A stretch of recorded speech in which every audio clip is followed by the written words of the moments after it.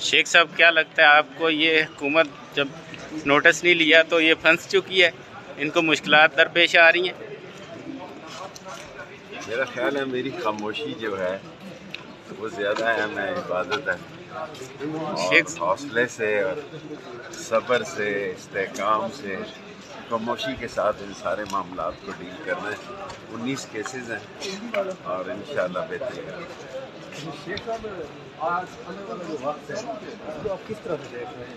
میں حکومت کا دیکھیں، میں تو ہار گیا ہوں الیکشن، میں نے تسلیم بھی کر دیا، جو جیتے ہیں اس سے پوچھیں۔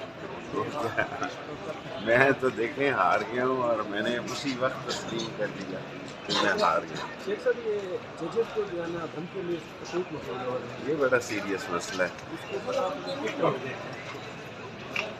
ججز کے خطوں کو جج خود بہتر طور پر بحث میں لا رہے ہیں، اور بات جو ہے وہ سیریس ہے، اور میں اسے کافی سیریس دیکھتا ہوں۔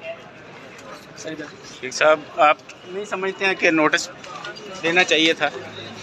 نوٹس دیا انہوں نے؟ لیٹ کیا، پہلے نوٹس چیف جسٹس کو دینا چاہیے تھا۔